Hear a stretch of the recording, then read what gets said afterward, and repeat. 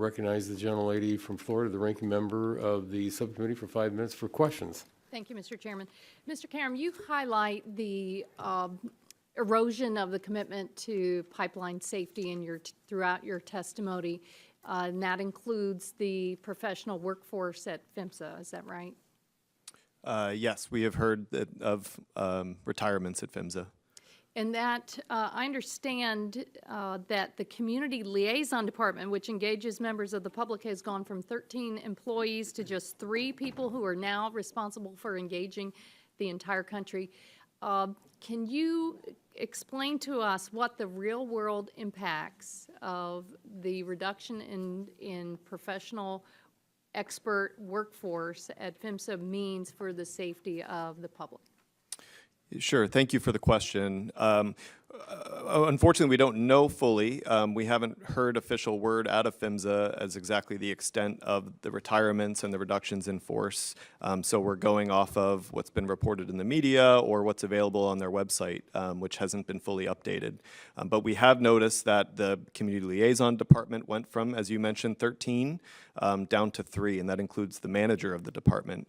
And that's 3 people in charge of public engagement with members of the public across the entire country who live among and alongside the over 3 million miles of pipeline, more miles of pipeline than paved roads, which I hope is obvious is not nearly enough.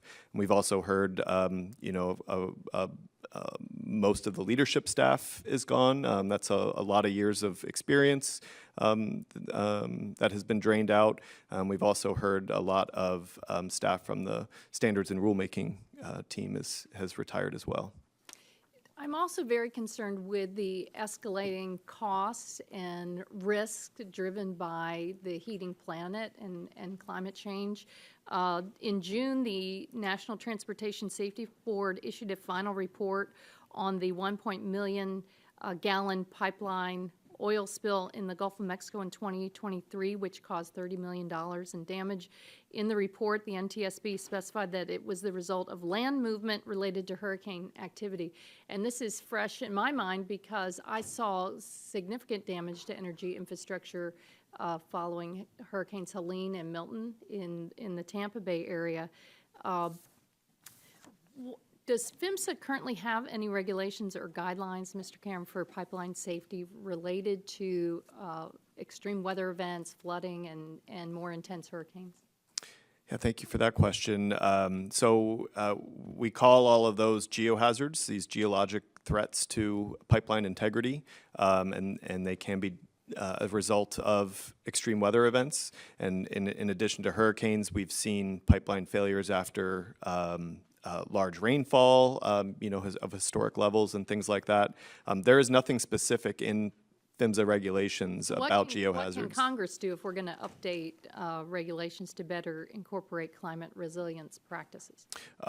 Mandate that PHMSA adopt geohazard-specific regulations.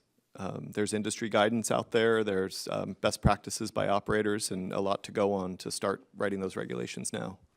There are also a few elephants in the room right now when it comes to pipeline safety, and one of them is the hatchet that the administration is taking to just basic funding of pipeline safety and PHMSA. Round your testimony out. What can we anticipate at PHMSA in regard to the safety of the public if these kind of the draconian cuts to work for professional experts and then their overall budget is enacted into law? Well, PHMSA is already a under-resourced, understaffed agency before this, and it's really an all-hands-on-deck committed to safety. So it's really hard to imagine cuts not impacting their ability to be an effective safety regulator.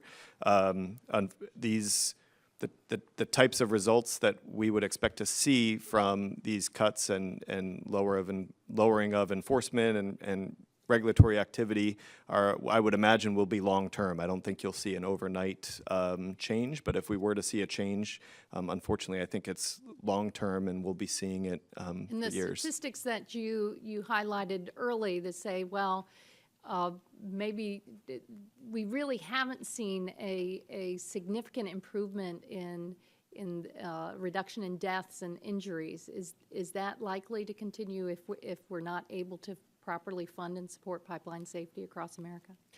I hope that's not the case, but I do believe that a strong, effective regulator is what keeps pipelines, is part of what keeps pipelines safe, and lacking that, I worry about the results.